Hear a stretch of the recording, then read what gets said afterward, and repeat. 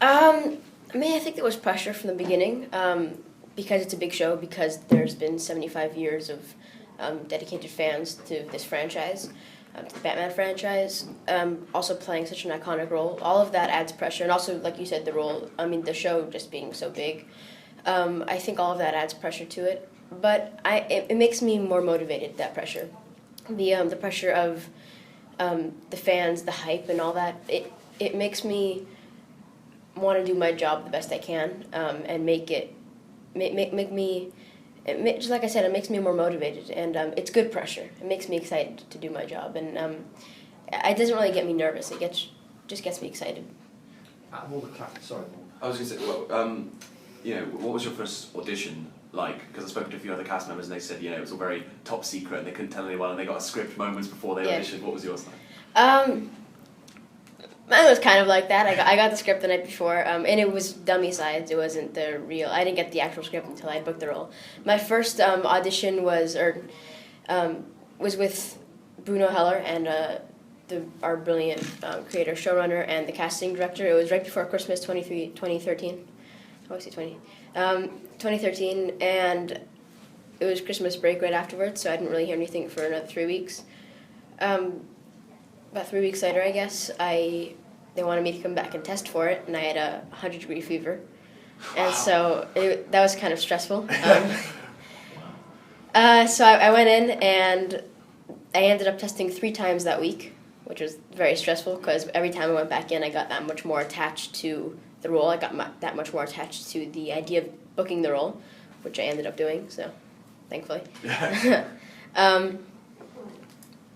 So that's kind of how it went, and for the last one, for last test, they ended up cutting all my hair off, because I usually have a huge afro, but they ended up making it look like it does in the show. So it was kind of stressful, but Bruno and the room was, it was kind of top secret, very top secret, but everyone in the room was really, really friendly, so it really wasn't that bad. Yeah. And how did you go about developing the character? Did they just outline everything to you, or did you have ideas as well? It was actually very interesting, because I knew I was auditioning for Bruce Wayne. I knew what the show was about, kind of. I didn't have the pilot episode script, but I knew the premise of the show. The dummy sides that they gave me were actually very serious sides. It was actually about, if I can remember correctly, it was about a boy who had lost his brother, and he was talking with some sort of counselor, maybe I think it was a shrink or a therapist, didn't really specify in the sides, and he was talking about the last good memory, or the only good memory he had of his brother, because I guess he didn't really like his brother, and it was very dark. I had a long monologue in it, and it was a very, very dark sort of script, and so I kind of knew just from the sides what they wanted from the character, that to have that dark feeling. Do you find that easy to do? I do. I mean, I don't find it easy, but I feel like it's an actor. A lot of people have been asking me what sort of experience do you bring from your own life, and remember any sort of loss to transform it as Bruce, and I don't really have one. I mean, I feel like it's an actor's job to put yourself in the character's shoes and to ask yourself what the character will be feeling, and so I don't really have an emotional experience of my own that I bring to the character.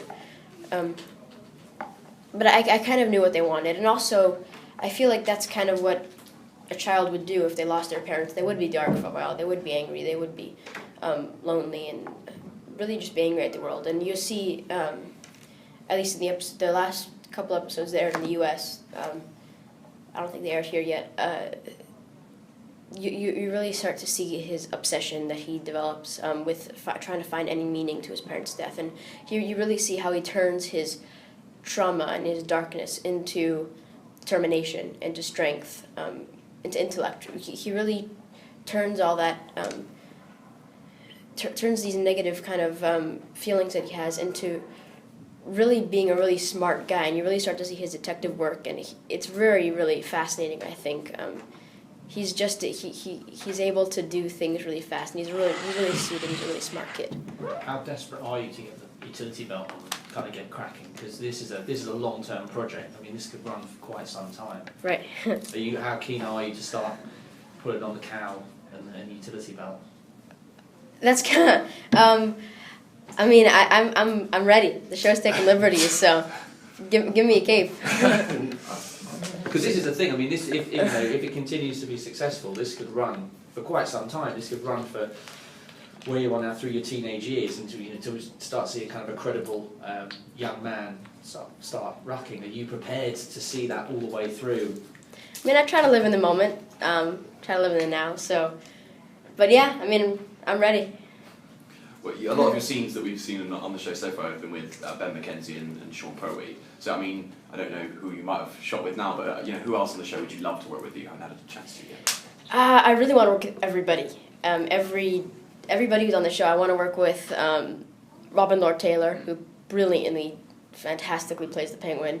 Corey Michael Smith plays soon-to-be Riddler, Edward Nygma. Jada Pinkett Smith, Fish Mooney. Sabrina Guevara, Captain Sarah Essen. Who else? Everybody who's on. Yeah, the whole cast. Do you have a teacher on set, a tutor on set, or how does it work with you? Yeah, I do have a tutor on set. It could be challenging because what usually happens, I'm usually working when I usually work in Los Angeles because that's where I live, but the show shoots in New York. So it can be quite challenging because I usually, when the days that I'm not working, I'll be going to school and I have really the best of both worlds. But when I'm in New York, the teachers have to send the work via email and it becomes a much more difficult process. Is it hard to focus on your studies in a way because you obviously got this exciting job as Bruce Wayne? I mean, kind of, sometimes, but no,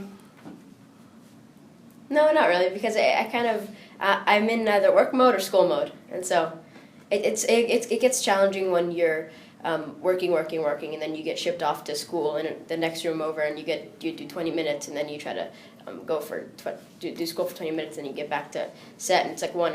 But on days that I'm not working and I'm just coming in for school, it's not really that hard. Have you watched the Dark Knight trilogy, and if so, did you have. sort of take from that? I think if I had to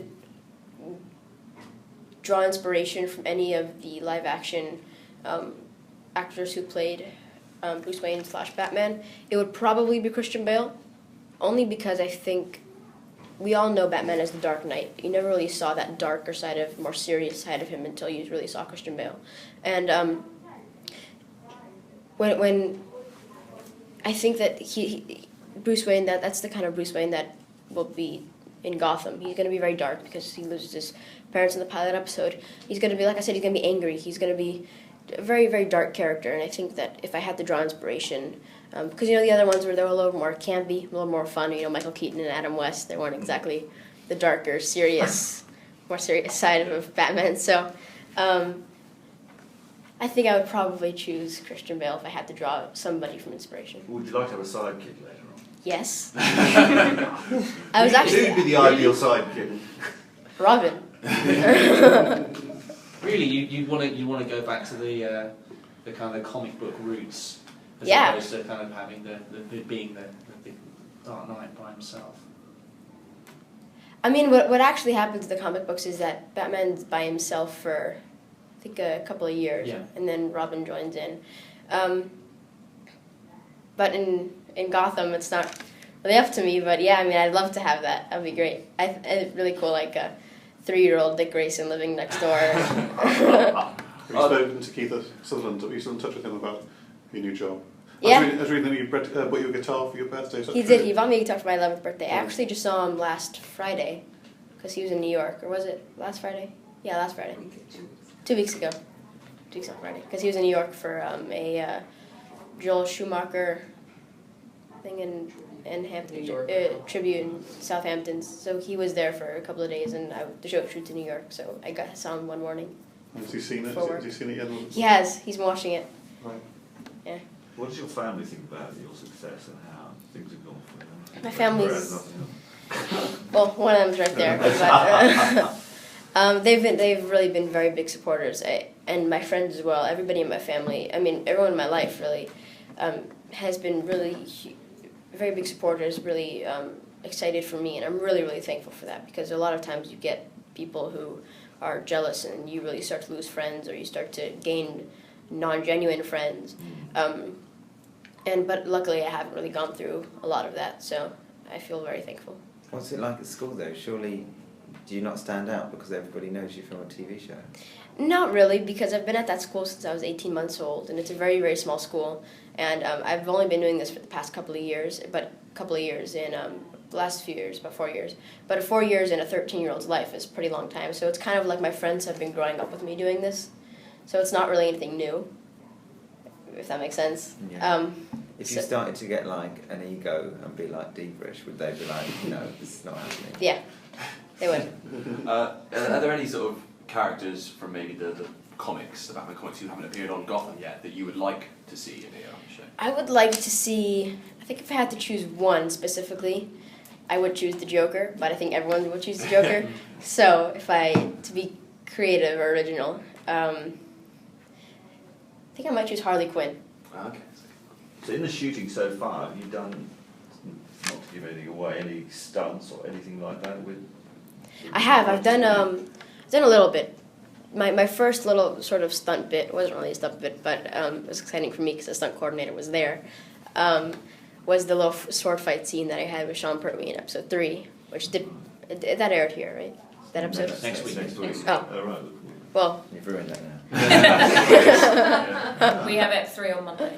Spoiler. Is he training you, or is it just you just pull the sword off the board? No, I mean it's not really training. It's actually with canes. I don't want to give too much away because you guys haven't seen it yet, but it's kind of like he's trying to get my spirits up. He's not really training, but he's just trying to get me to not be reading the newspapers and watching TV all day. What's Sean like on set? Because I interviewed him and he sort of talked about how Alfred's his surrogate father, but the way he sees it is that because he's really furious with himself for allowing the Waynes to die, he kind of passes that on to you. Does he stay in character? Is he teach, or is he kind of breaking character and teaching you some facts about London and England? What's he like?